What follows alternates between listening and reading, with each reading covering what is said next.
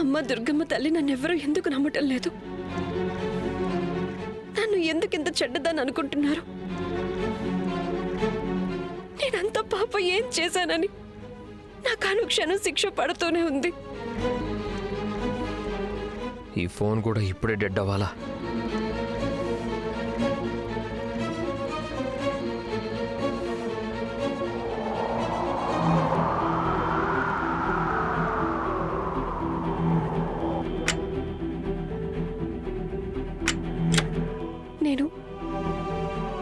నేను రాఘవ్తో మాట్లాడడం మంచిదేమో. ఆయన కోపం అరుపుల్లో కూడా మన అనే మనశ్శాంతి దొరుకుతుంది. నేను రాఘవ్కి కాల్ చేసి మాట్లాడతాను.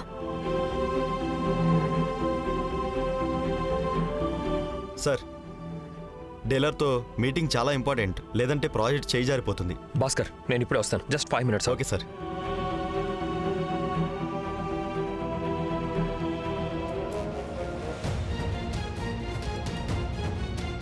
రాఘవ్ ఫోన్ బిజీ వస్తుంది. ఆయన నాకేవీ ఫోన్ చేయడం లేదు కదా. మళ్ళీ ట్రై చేస్తాను. బ్యాటరీ ఎలా చార్జర్?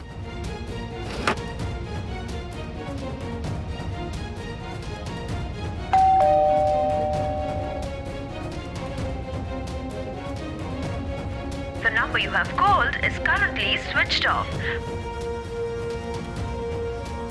సార్, అందరూ వెయిట్ చేస్తున్నారు. పద.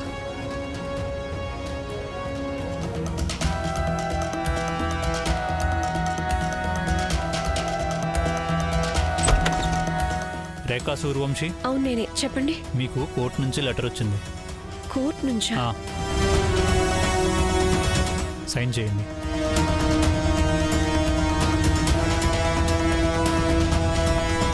Thank you.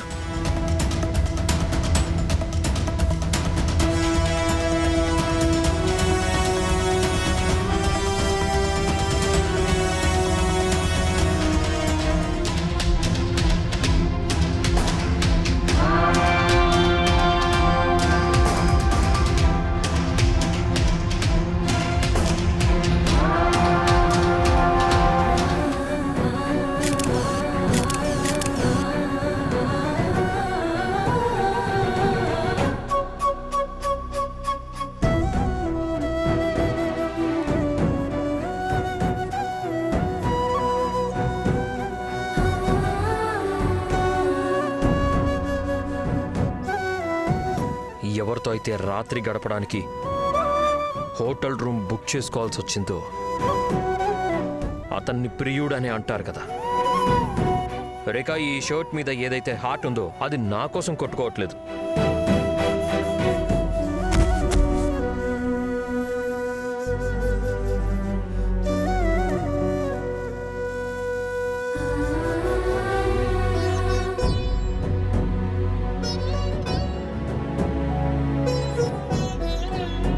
Divorce papers final hearing.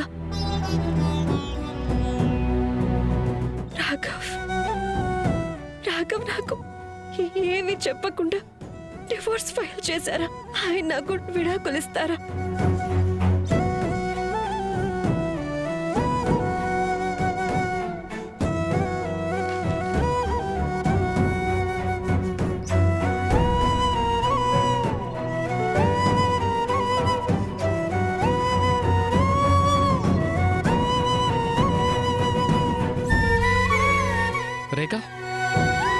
రేఖ ఏమైంది?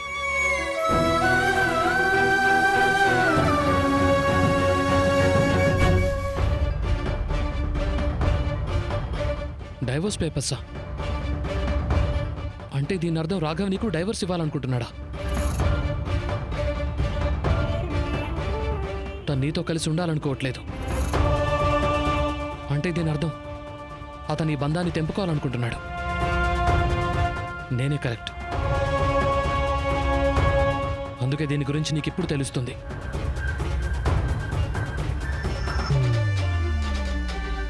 రేఖ, ఇది ఎలా పాసిబుల్? రాఘవ్ కోర్టులో డివోర్స్ పేపర్స్ ఎలా ఫైల్ చేశాడు అసలు? కోర్టు నుంచి ఫైనల్ హియరింగ్ రావడానికి ముందు రెండు హియరింగ్స్ వస్తాయి. నీకు దీని గురించి అసలేమీ తెలీదా? నాకేం తెలియదు దీని గురించి.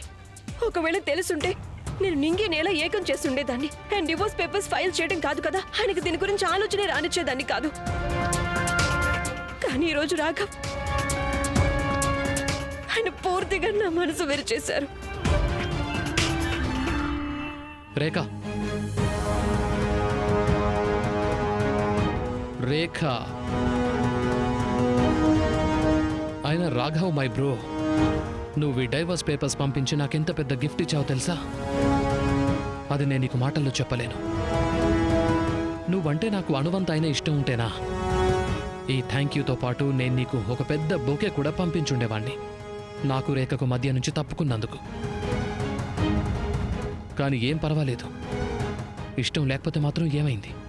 థ్యాంక్ యూ అయితే చెప్పగలను కదా. Thank you Raghav Suryavanshi, thank you.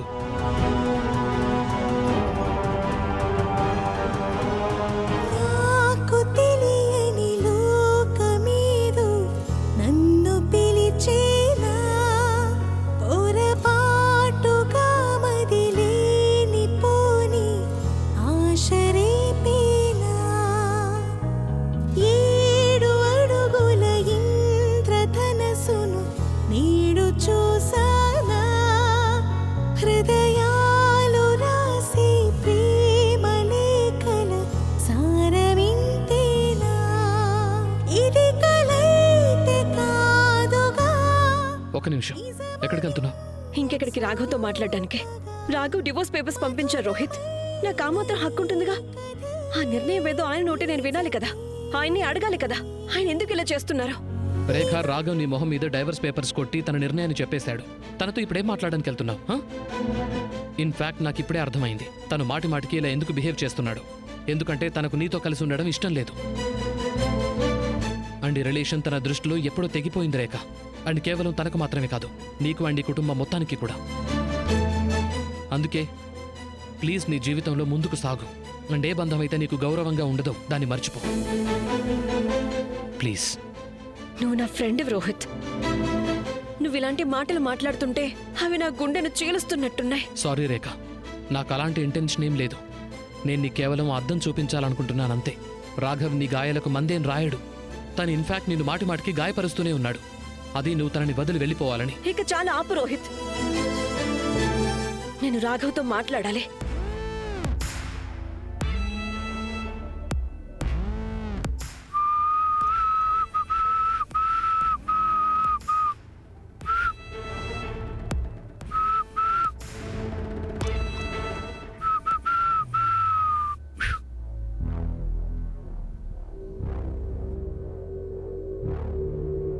ఇప్పుడు వస్తుంది అసలైన మజా.